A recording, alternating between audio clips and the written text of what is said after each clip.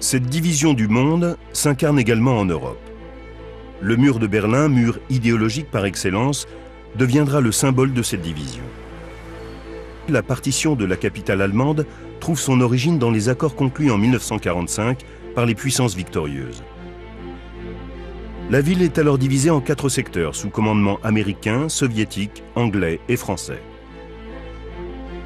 Située à l'intérieur de ce qui allait bientôt devenir l'Allemagne de l'Est, Berlin représente un enjeu géopolitique dès lors que les relations entre les Alliés se dégradent. En organisant le blocus de la ville en juin 1948, les Soviétiques vont poser la première pierre d'un mur qu'ils érigeront 15 ans plus tard. En août, la Russie décida, sous un prétexte fallacieux, d'isoler de l'Ouest les secteurs alliés de Berlin. Trains, péniches et camions furent bloqués. Berlin, où dès lors, ravitaillement et combustible pour les foyers et les usines ne pourraient plus parvenir que sous escorte militaire et au risque d'un conflit. Quand ils ont fait le siège de Berlin, un commun accord anglais-américain, ceux qui auraient pu réagir militairement, ont dit bon non.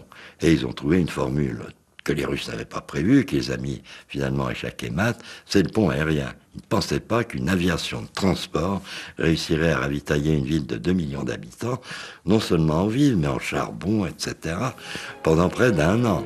Ça, c'est un succès. C'est alors que se créa, sous l'impulsion des Nations Unies, une des plus surprenantes entreprises des temps modernes. Le pont aérien fut une espèce de miracle technique. De jour et de nuit, des milliers d'appareils tracèrent un gigantesque trait d'union. Du blé volant, du charbon volant, l'existence même d'une ville suspendue au fil ténu d'une ligne aérienne. Il y avait une espèce, disons, d'accord tacite pour ne pas pousser les choses, comme dit Clausewitz, à l'extrême.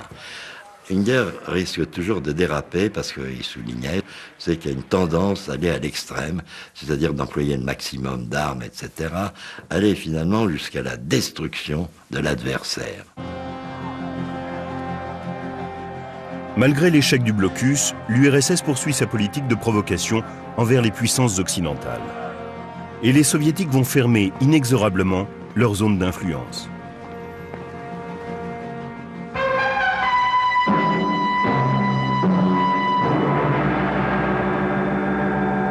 August 13th, 1961. The wall is begun. The wall of shame. C'était en fait une mesure de défense, officiellement pour empêcher les méchants fascistes d'entrer. Il y a même eu des intellectuels communistes français pour faire des livres, pour montrer à quel point c'était une défense contre l'invasion des fascistes.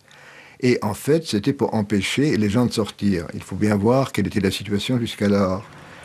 On pouvait passer sans trop de difficultés de l'Allemagne de l'Est proprement dite à Berlin-Est. On passait facilement de Berlin-Est à Berlin-Ouest, et de Berlin-Ouest, on passait facilement en Allemagne de l'Ouest. Donc pour empêcher la fuite, qui devenait de plus en plus massive des gens de l'Est, on fait le mur. C'était moins dangereux pour la paix du monde que si on avait coupé les communications, comme on avait fait en 1948, mais pour les gens d'Allemagne de l'Est, c'était vraiment l'enfermement, et surtout pour ceux de Berlin.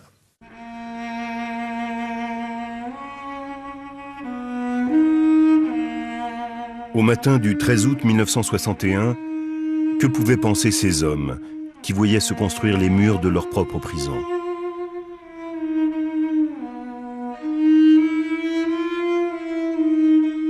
Ils se sont arrêtés pour regarder une dernière fois l'horizon qui se bouche. Images d'impuissance, de colère et d'humiliation qui marqueront longtemps les mémoires.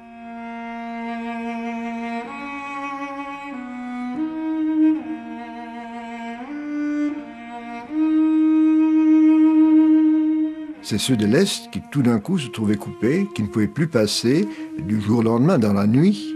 Des couples de fiancés se trouvaient définitivement séparés. En fait, c'est tout le long de la frontière entre les deux Allemagnes. Il y avait non pas un mur, mais des barbelés sur plusieurs rangées et gardés par des soldats, toujours par deux, pour que l'un d'eux ne risque pas de s'enfuir.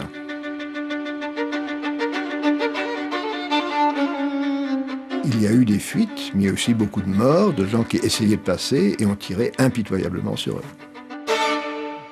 Berlinois ont été désagréablement surpris de voir qu'il n'y avait pas de réaction des puissances occidentales.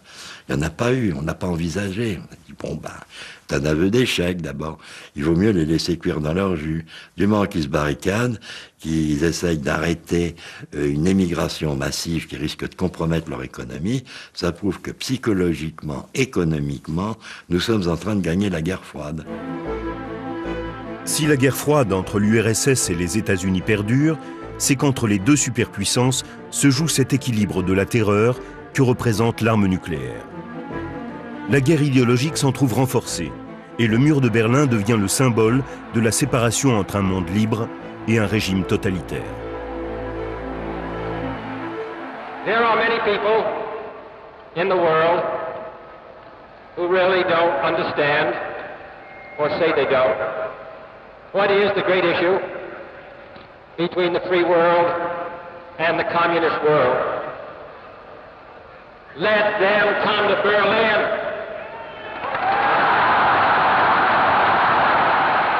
In the world of freedom, the proudest boast is, Ich bin ein Berliner.